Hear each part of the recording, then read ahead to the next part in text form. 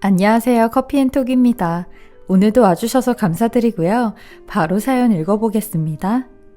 안녕하세요. 저는 44살의 평범한 여자이고 추석이 끝나가는 무렵 재작년 추석이 생각이 나 이렇게 사연을 보내봅니다. 저한텐 상당히 충격적이고 잊지 못할 추석이었거든요. 일단 제 소개를 간단하게 하자면요. 저는 남들보다 불행한 삶을 산 사람이에요. 저희 가족부터가 문제가 많은 가족이었거든요. 그 축엔 항상 아빠가 자리 잡고 있었는데 제가 제일 증오하고 두려워했던 사람이 아빠였어요. 그리고 그런 아빠에게 매일같이 당하는 불쌍한 엄마와 여동생이 있었죠. 근데 여동생은 7살이란 어린 나이에 병으로 일찍이 하늘나라에 가게 되었어요. 제가 정말 예뻐했던 동생이었는데 가난하고 난폭한 아빠 때문에 제대로 된 치료조차 하지 못한 채 그렇게 가버린 거죠. 엄마는 항상 동생이 기일 때마다 그런 말씀을 하셨어요. 차라리 네 동생이 속 편하고 팔자 좋은 거다. 너나 나나 이게 사람 사는 건 아니잖아. 라고 하셨으니까요. 이렇게 고통스러워 하시고 힘들어 하시면서도 엄마는 왜 이런 아빠랑 사는지 이해가 안 될 정도로 아빠는 폭군 그 이상이었어요. 엄마는 매일 아빠한테 당하면서 헤어지지 못했고 매일 아빠한테 생명의 위협까지 받으면서도 헤어지지 못하셨어요. 그래서 한 번은 울면서 아빠랑 같이 안 살면 안 되냐고 도망이라도 가자고 했죠. 그러니 엄마가 제게 그러더라고요. 옛날에 엄마가 너를 가졌을 때 네 아빠로부터 도망을 친 적이 있었거든. 근데 네 아빠 그날 나를 어떻게 찾아왔는지 나를 찾자마자 하는 말이 그러더라. 네가 나를 도망친다고 내가 너를 못 찾을 줄 알았냐? 나는 지옥 끝까지 너 찾아가. 그러니까 까불지 말고 살아. 라는 그 말을 듣는데 얼마나 소름이 끼치는지 아니? 이건 이혼을 해도 제대로 된 삶을 살 수가 없겠구나 라고 생각했어. 그래서 엄마도 이렇게밖에 살 수가 없는 거고 엄마가 힘도 없고 능력도 없고 바보 천치 같아서 미안해 지우야. 엄마가 많이 미안해 지우야. 라며 절 끌어안고 한참을 우셨어요. 그때 저를 그렇게 끌어안으며 미안하다고 하는 엄마에게 괜찮다고 그래도 엄마는 누가 뭐래도 내 엄마라고 따뜻한 말 한마디라도 해줄 걸 아직까지 후회가 돼요. 왜냐면 저의 영원한 편이자 정신적 지주인 엄마가 스스로 인생을 포기하셨거든요. 아빠가 영원히 잡으러 갈 수 없는 하늘나라로 동생을 따라가셨어요. 방과 후 집에 돌아와 제가 처음 엄마의 모습을 발견했고 평생을 그 트라우마로 잠 한 번 제대로 자본 적이 없었어요. 그리고 평생토록 엄마를 원망하며 살았어요. 나만 두고 떠났다는 원망과 내게 이런 모습을 보여주고 갔다는 원망을 하면서요. 엄마는 정말 내 생각은 눈꼽만큼도 하지 않았다는 걸 미워하면서 살았습니다. 그렇게 엄마가 떠나고 나니 아빠의 미치광이 난폭은 그대로 저한테 배가 되어 돌아왔고 저는 온전한 삶을 살 수가 없었어요. 누가 봐도 제 유소년기는 끝이 보이지 않는 터널이었고 암흑기였으니까요. 제가 아빠한테 당하며 산 세월만 봐도 참 제 스스로가 대견해요. 어떻게 살아왔는지. 전 그렇게 20살이 되자마자 아빠를 떠나기로 마음을 먹고 말 그대로 야반도주를 했어요. 옛날에 엄마가 제게 해주었던 말이 생각이 나 도망을 치는 게 너무 무서웠죠. 언제 어떻게 저를 찾아와 으름장을 놓을지 무서웠거든요. 근데 아빠는 제가 떠나온 이후로 단 한 번의 연락도 절 찾아오는 일도 없으셨어요. 그렇게 저는 20살이 되자마자 손에 잡히는 대로 일을 하기 시작했고 고졸인 제가 짧은 학벌로 할 수 있는 일은 숙식이 해결되는 공장 일이 전부였어요. 저는 아는 언니의 소개로 공장에 취직을 해 죽어라 일만 하며 살았죠. 주말도 공휴일도 없이 일만 했어요. 그리고 돈만 벌었죠. 일단 돈이 있어야 뭐든 할 수 있다고 생각을 했으니까요. 그리고 26살이 되던 해 남자를 한 명 만났는데 3년을 연애하고 결혼을 하게 되었어요. 이런 아빠를 보고 자라서 그런지 제 남편만큼은 아빠 같은 사람을 만나고 싶지 않았어요. 딸은 엄마 팔자를 담는다고 만약에 만나는 남자마다 아빠 같은 남자를 만나게 된다면 평생 독신으로 혼자 살려고 했거든요. 근데 제 남편은 아니었어요. 저보다 3살이 많은 남편은 과수원집 아들로 부모님의 농사를 물려받지 않으려고 시골에서 올라온 순수한 청년이었어요. 얼마나 순수하던지 제 앞에서는 항상 말도 못해 얼굴이 귀까지 새빨개져 알고 지낸 사이가 2년이 넘었을 때 사귀자고 고백을 했던 사람이었죠. 한겨울에도 본인 손이 차가워 제 손을 잡으면 제가 손이 시려울까봐 잡지 못하겠다는 사람이었어요. 키다리 아저씨 같은 사람이었고 제가 남편을 더 좋아해 먼저 결혼하자고 했습니다. 저는 결혼하기 전에 남편에게 제 아픈 과거에 대해 다 이야기를 해주었고 이런 나이인데도 괜찮냐고 물었어요. 그러니 남편은 묵묵히 저를 안아주며 얼마나 힘들었겠냐고 이제는 마음 놓고 살라며 내가 옆에 있어준다고 했어요. 이렇게 첫 번째 관문이 끝나고 두 번째 관문이 저를 기다리고 있었는데 바로 남편의 부모님, 시부모님이었어요. 제 이런 사정과 환경을 이해해 주셔야 할 텐데 아니 이해보다 이 결혼을 허락해 주셔야 할 텐데 얼마나 마음이 졸였는지 몰라요. 그러면서 한편으론 아마 시골분들이시니까 성격은 온순하시고 정도 많으시겠지? 라며 위안을 삼았어요. 그리고 남편의 시골 고향으로 인사를 드리러 갔는데 아차 싶었죠. 제가 생각했던 그런 이미지와는 정반대의 시어머니였어요. 막상 시어머니를 뵈니 굉장히 쌀쌀맞으셨어요. 그 모습에 시어머니는 역시 시어머니인가 보다 라는 생각이 들더라고요. 저희가 일하고 계시는 과수원으로 인사를 드리러 갔는데 저를 보자마자 툴툴대시며 저기 나무 밑에 있는 과일 바켓을 좀 가지고 번뜩 나 따라와 라며 인사는 받지도 않으시고 오자마자 일부터 시키시더라고요. 나름 차려입고 간다고 입고 간 투피스 정장과 묘족 구두에 흙을 잔뜩 묻혀가며 시어머니가 말씀하신 과일 바구니를 들고 집으로 갔어요. 근데 집에 갔는데도 앉으라는 말씀도 없이 바로 새참을 만들어가지고 다시 나가야 되니까 주전자에 막걸리 좀 채워놓고 상 좀 차리라고 하시는 겁니다. 그리곤 새참상을 들고 다시 본인을 따라오라고 하는데 처음엔 너무 당황스러웠어요. 남편도 본인 어머니한테 지금 뭐 하시는 거냐고 물어도 대꾸도 안 하시고 제게 일을 시키셨죠. 그때 저는 잘난 게 하나 없는 사람으로 시어머니한테 결혼 허락을 받으려면 시키는 대로 해야만 했습니다. 남편이 하지 말라고 해도 괜찮다며 했죠. 근데 어떻게 하면 시어머니한테 잘 보일까 했던 제 노고는 물거품이 되어버렸어요. 시어머님이 제게 대놓고 마음에 들지 않는다고 하셨거든요. 어머님 말씀이 저 처자 가만히 보고 있는데 얼굴도 그늘지고 기운이 어두워서 재균이 이 짝으로는 절대로 아닌 것 같다 라며 자리에서 일어나시더라고요. 시어머니께서 약간 신기가 있는 분이라고 남편한테 듣긴 들었는데 저한테 그런 나쁜 기운이 흐르는 게 보이셨는지 제 눈도 쳐다보지 않으시고 저를 내치시더라고요. 그 말에 저도 모르게 눈물이 났어요. 시어머니의 말씀이 서러웠던 게 아니라 누가 봐도 나한테는 나쁜 기운이 흐르는 게 보이는구나 하는 생각에 제 자신이 불쌍한 생각이 들었죠. 하지만 남편의 끝없는 저항과 반항에 결국 시부모님도 두 손 두 발 다 드시고 결혼을 허락해 주셨습니다. 8개월에 걸친 성과였죠. 저는 제 가족 사정을 시부모님한테 말씀드려야 했는데 남편이 하지 말라고 하더라고요. 제 가족 얘기까지 하면 어머님께서 더 노발대발 하실 게 뻔하다며 얘기하지 말고 선의의 거짓말로 엄마는 편찮으셔서 돌아가셨다고 하고 아버지는 몇십 년째 연락이 안 돼 지금은 행방불명이라고 말을 하자고 입을 맞췄어요. 저도 거짓말한 건 너무 잘못한 일이지만 그땐 거짓말보다 결혼 허락이 더 먼저라고 생각해 얕은 마음에 그러자고 했네요. 그리고 무사히 결혼식 날까지 오게 되었어요. 결혼식 당일 신부 입장이 10분 전이라는 말을 듣고 두 손을 감싸며 떨려하던 그때 제 앞으로 누군가 허름한 옷차림을 하고 다가오는데 저는 그 얼굴을 보는 순간 들고 있던 부케까지 놓치고 말았어요. 평생 내 인생에서 지우고만 싶었던 사람, 바로 제 아빠가 제 앞에 나타난 거죠. 저는 두려움과 공포로 그 앞에 서 있었고 아빠는 이런 제 앞에 다가와 결혼 축하한다. 이제는 다 커서 얼굴도 못 알아보겠네. 라며 결혼식장에 혼자 들어가게 해서 미안하다는 말까지 하시는데 제가 알던 10년 전의 아빠의 모습이 아니었어요.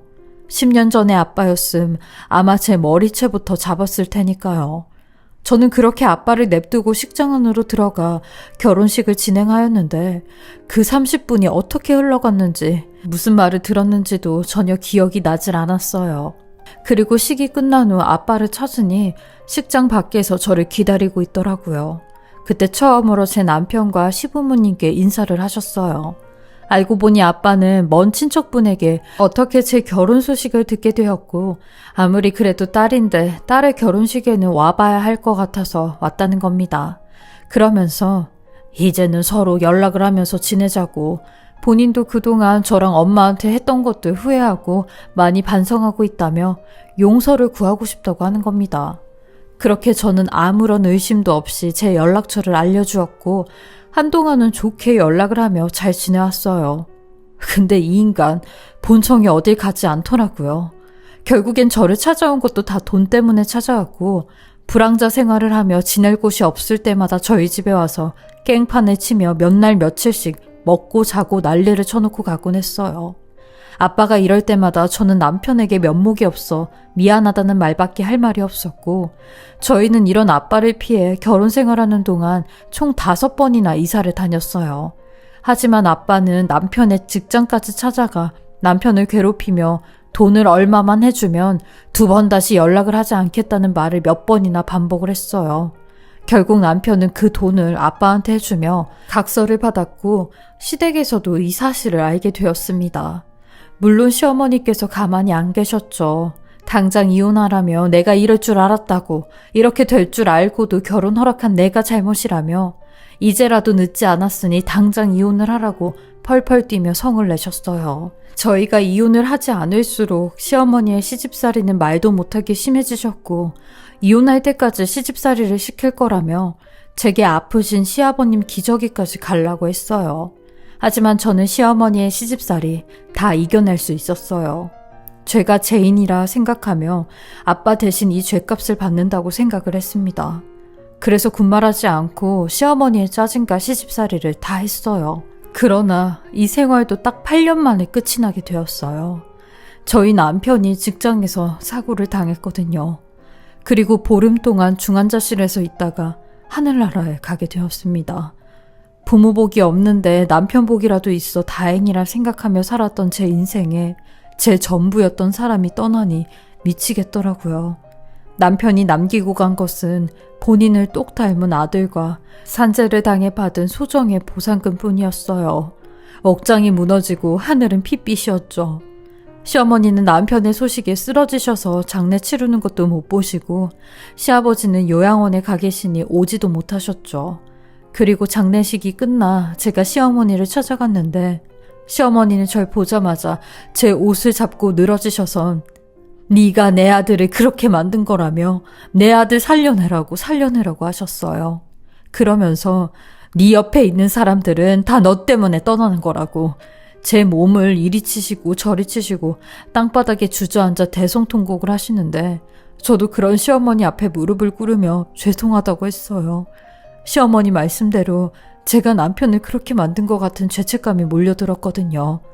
제 아버지 때문에 자주 괴롭힘 당하고 직장까지 찾아와 창피를 당했으니 얼마나 불안하고 조마조마했겠어요. 그 스트레스 때문에 항상 힘들어했던 남편의 얼굴도 스쳐 지나가고 뭔가 저한테 말하지 못한 근심이 있었던 것도 같아 이 모든 게 제 탓인 것 같았죠. 그래서 이 은혜를 남편한테 어떻게 갚을까 생각하다 남편이 원하는 걸 해주는 게 맞다고 생각했어요. 남편이 시어머니께서 연세가 들면 모시고 살고 싶다고 했거든요. 그래서 시어머니한테도 이 말씀을 드리며 남편 뜻대로 제가 어머님 아버님 돌아가실 때까지 모시겠다고 그게 제가 빚을 갚는 유일한 방법 같다고 하니 시어머니는 제게 너는 더 이상 내 며느리 아니다. 아니 나는 애초부터 너 같은 애는 며느리로 생각도 안 했어. 가! 라고 하시는데 시어머니의 그 차가운 말에 얼마나 소름이 돋던지 그 자리에서 한참 동안 무릎을 꿇고 일어날 수가 없었습니다. 그러니 시어머니는 이런 제게 소금까지 뿌리며 내 말 안 들려? 당장 내 눈앞에서 사라지라고! 라고 하셨죠.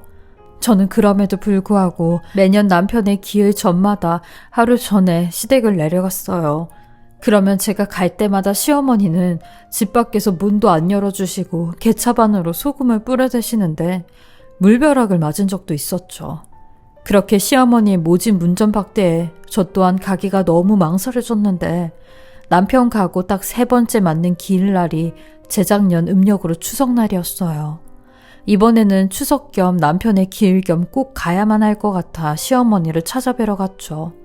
시어머니도 항상 명절에는 아무도 안 와 혼자이셨거든요. 저는 일부러 제 아들은 아는 언니에게 맡기고 혼자 내려갔어요.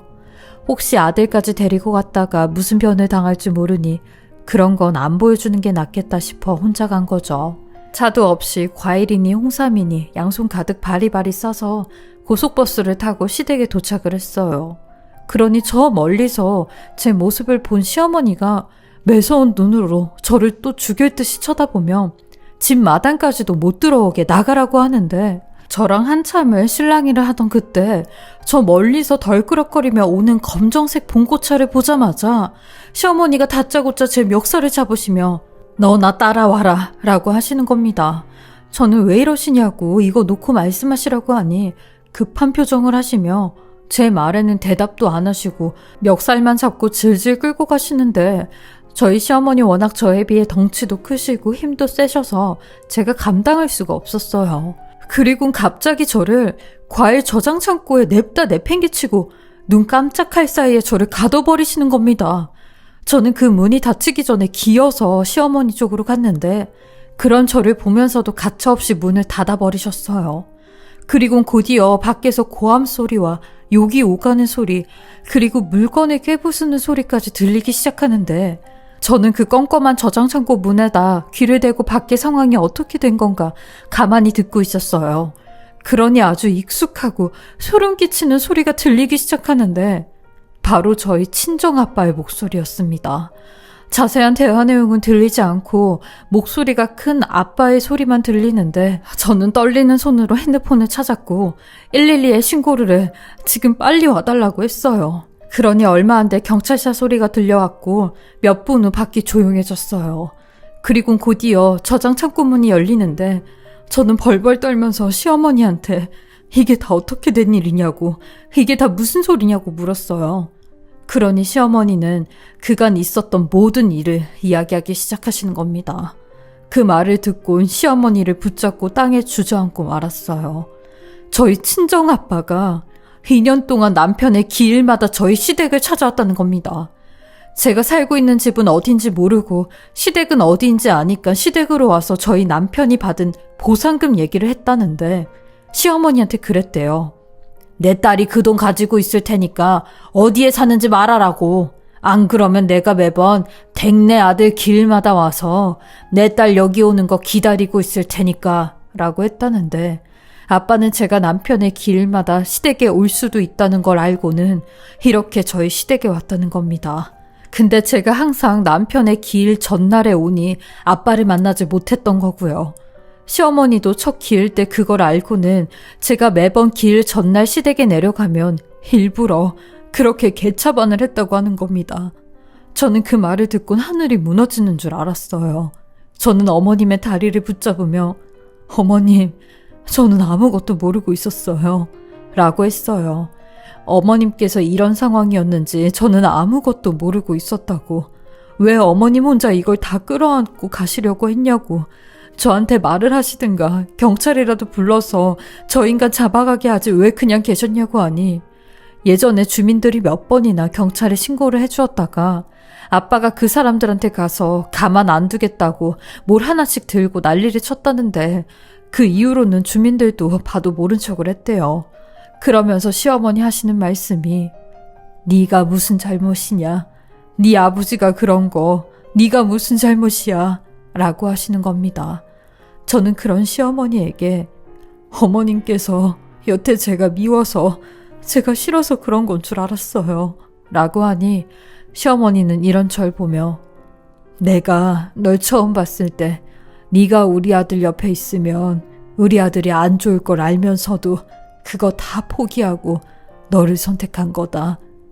우리 재균이가 너 아니면 안 되겠다고 하는데 어떡하냐. 자식 이기는 부모 없다고 자식이 그러고 싶다는데 내가 마음을 굳혀야지. 그리고 솔직히 너한테 그렇게 모진 시집살이를 시킨 것도 일부러 네가 나 때문이라도 실증이 나서 이혼을 한다고 했으면 해서 그랬다. 근데 너는 항상 한결같더라. 둘이 그렇게 죽고 못 살고 내가 이렇게 너를 괴롭혀도 좋다고 하는데 어른이 돼서 니네 두 사람을 끊어놓으면 되겠나 싶은 생각이 들었어. 그래서 너를 내 며느리로 받아들이려고 했는데 재균이가 저렇게 되니 네가 그냥 또 미워지더라. 결혼만 안 했더라면 내 아들이 이렇게 안 됐을 텐데 싶어 괘씸하고 싫었지. 근데 네 아버지가 그러는 걸 보고 어느 순간 네가 또 안쓰럽더라. 나한테 죄송할 것도 없었는데 너는 나한테 죄송할 게 없는데 괜한 사람을 잡고 있는 생각도 들고 네가 불쌍해서 네 아버지로부터 내가 구해주고 싶었나 봐. 그래서 너한테 모른 척 했던 거야. 일부러 모질게 굴면서 라고 하시는데 저는 시어머니의 이런 깊은 뜻을 알곤 바로 친정아빠가 있는 경찰서로 향했어요. 죽이 되든 밥이 되든 저를 위해 이런 희생까지 한 시어머니에게 더 이상 폐를 끼칠 수 없다고 생각이 들었죠. 시어머니는 절 말리며 똥이 무서워서 피하냐고 더러워서 피하는 거라고 했지만 저도 더 이상 숨고 참고 피할 수만은 없었습니다. 너무 화가 났어요. 그리고 경찰서에 가니 아빠가 대기를 하고 있더라고요. 저는 그런 아빠에게 당신은 진짜 인간 쓰레기라며 당신이 뭔데 내 남편 목숨값을 달라고 하냐고 그리고 당신이 뭔데 내 시어머니한테 그딴 식으로 난리를 치냐며 네가 진짜 사람이냐고 달겨들었어요. 어차피 당신은 이미 지옥불에 떨어질 거지만 도대체 어디까지 끝을 봐야 죗값 치를 준비가 됐냐고 난리를 쳤죠. 저도 그때 제가 무슨 말을 한지 잘 모를 정도로 길길이 날뛰었고 눈이 뒤집혀진다는 게 무슨 말인지 알 정도로 미친 사람처럼 발악을 했네요. 그리곤 그 자리에서 접근 금지 신청이랑 당신 더 이상 내 부모 아니라고 입양 신청할 거라고 했어요. 법원에서 등기 나오는 거나 잘 받으라고 했죠. 그러니 아빠라는 인간은 경찰서이니까 제게 이러지도 저러지도 못하고 들었다 놨다 하는데 저도 그런 인간에게 똑같이 들었다 놨다를 하며 어디 끝까지 해보자고 했어요.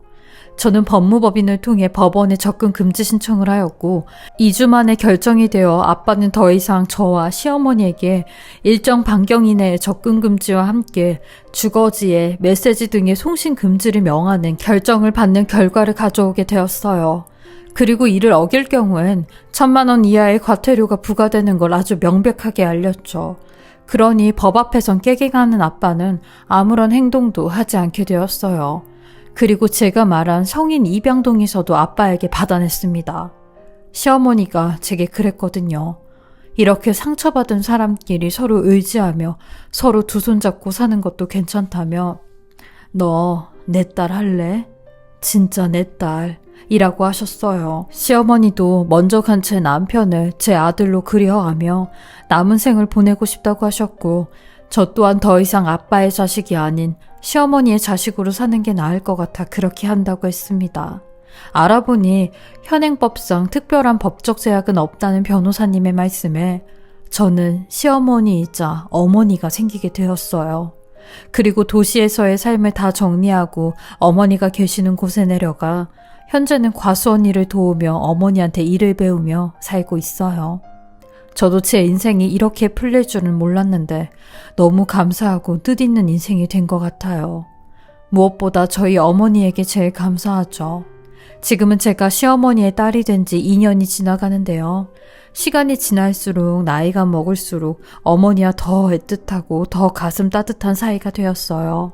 매년 추석만 되면 그때 일이 여러모로 생각이 나는데 잊지 못할 추석이 되어 이렇게 글을 써봅니다. 일할 때마다 어머니와 함께 사연을 들으며 심심한 귀를 달래곤 하는데 저희 사연도 재미있게 들어주셨으면 좋겠고 다들 건강하시고 행복한 인생을 사시길 바라봅니다. 제 긴 글 읽어주시고 들어주셔서 감사합니다. 지금까지 커피앤톡이었습니다. 오늘도 끝까지 함께 해주셔서 감사합니다. 저는 다음 영상으로 또 찾아뵙겠습니다.